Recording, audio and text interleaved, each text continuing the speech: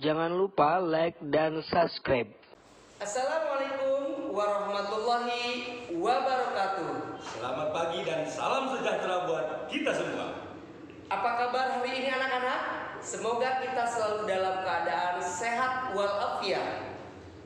Anak-anak, pada pagi hari ini kami guru kelas 6 akan memberikan video pembelajaran tentang tema 1, Subtema 2, pembelajaran yang kelima. Selamat menyaksikan. Anak-anak, pada pagi hari ini kita akan menitik fokuskan pembelajaran pada mata pelajaran IPS dan SBDP.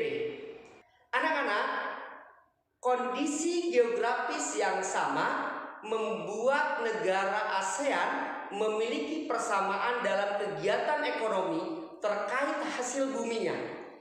Ayo kita pelajari lebih lanjut. Anak-anakku sekalian, kalian sudah belajar tentang negara-negara ASEAN. Masalah terkait kegiatan ekonominya. Sekarang, Bapak akan mengajarkan tentang bagaimana kegiatan ekonomi negara-negara di ASEAN. Kita ke Indonesia dulu. Indonesia, sudah kalian ketahui, mengekspor hasil bumi seperti timah, tembaga, besi, minyak, gas, dan nikel. Selain itu juga, Indonesia menghasilkan pupuk, tapioka, karet, kopi, kelapa sawit, dan tembakau. Begitu juga hasil lautnya, seperti ikan tuna, udang, dan teh juga diekspor ke negara lain oleh bangsa Indonesia. Brunei Darussalam, negara yang maju di kawasan Asia Tenggara, terkenal sebagai pengekspor minyak mentah, gas alam, dan produk minyak lainnya. Sekarang kita ke negara tetangga kita, negara terdekat Malaysia. Penduduk Malaysia itu bermata pencaharian dalam bidang pertanian, pertambangan, dan perindustrian. Pertambangannya menghasilkan biji timah terbesar di dunia.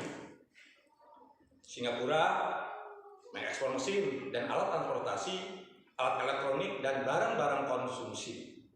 Bahan kimia dan produk olahan minyak dihasilkan juga di Singapura. Singapura termasuk negara Asia Tenggara yang berpendapatan paling tinggi. Bagaimana dengan Thailand? Mata pencaharian penduduk Thailand adalah di bidang pertanian, kehutanan, pertambangan, dan industri. Penghasil beras terbesar di Asia dan 3 sedunia. Luar biasa. Yang dijuluki gajah putih ini atau negara 1000 pagoda atau dikenal di Asia dengan lumbung padinya ASEAN. Luar biasa sekali. Kalau tadi Pak Rudi sudah mengatakan tentang bagaimana pencaharian penduduk Thailand, sekarang Bapak akan bercerita tentang bagaimana pencaharian penduduk Filipina. Penduduk Filipina pencahariannya adalah di bidang pertanian, pertambangan, dan industri. Komoditas ekspor Filipina itu terdiri atas gula, kopra, kayu, nanas, dan biji tembaga. Kalau tadi Pak Heri sudah menjelaskan Filipina, sekarang Bapak ke Vietnam. Perekonomian sebagian besar penduduk Vietnam adalah di sektor pertanian. Padi merupakan hasil utama pertanian di Vietnam. Industri di Vietnam meliputi tekstil, semen, pupuk, kaca, dan ban. Pertambangan di Vietnam menghasilkan emas, biji besi, timah, gamping, fosfat, tungsten atau wolfram, dan seng. Hasil hutannya adalah bambu, cina, kayu, dan kayu manis. Terdapat 2 sungai penting di Vietnam, yaitu Sungai Mekong dan Sungai Songkhla. Ya, kalau tadi Vietnam sudah, sekarang kita ke Kamboja. Kamboja itu rata-rata penduduknya sebagian besar adalah di sektor pertanian. Laos hidup di sektor pertanian juga, yang menghasilkan beras, jagung, tembakau, jeruk, dan kopi. Oh gitu, oke. komoditas perdagangan Myanmar sekarang meliputi kayu, terutama kayu jati, beras, pupuk, dan berbagai barang kerajinan. Iya. Nah, anak-anak, tadi kita sudah membahas tentang perekonomian di setiap negara di Asia Tenggara. Sekarang di negara-negara ASEAN tersebut pasti ada ciri khasnya. Pasti ya. Ya, pasti. Contoh, tadi di Thailand dikenal sebagai lumbung padi dan juga negeri gajah putih.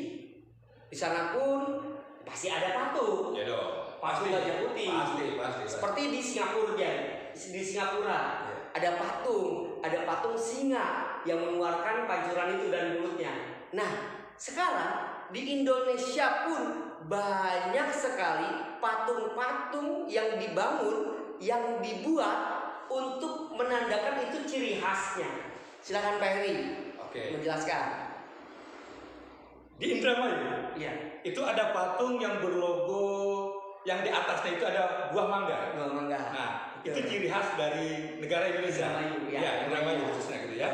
Nah, ini luar biasa karena Indonesia memang memiliki kreasi-kreasi masyarakat yang luar biasa dan hasil pertaniannya yang luar biasa. Betul. Sehingga di Indramayu pun dibuat patung yang di atasnya ada buah mangganya. Iya. Ada rusa juga. Ada rusa juga. Kalian tentu bisa menyebutkan ada lagi yang lainnya. Tadi kita sudah mengetahui ada beberapa patung, itu juga Pak disebutnya maskot. Apa itu maskot? Maskot adalah sesuatu yang dijadikan ciri khas pada sebuah kota atau negara. Seperti tadi sudah dijelaskan di depan, Singapura yang terkenal dengan patung ikan berkepala singa. Itu namanya ikan berkepala singa, Pak. Ikan berkepala singa yang dapat mengeluarkan air dari mulutnya. Iya.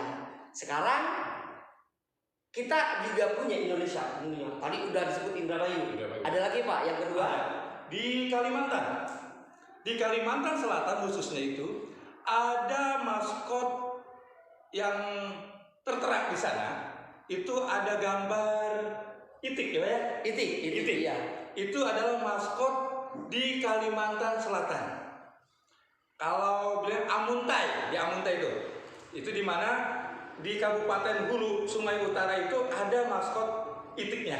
Itu yang dimiliki oleh Kalimantan Selatan di Indonesia. Baik. Ya. Mengapa di Amuntai, Kalimantan Selatan, khususnya di Kabupaten Hulu, Sungai Utara terdapat itik? Karena orang mengenal itik, namanya itik albio.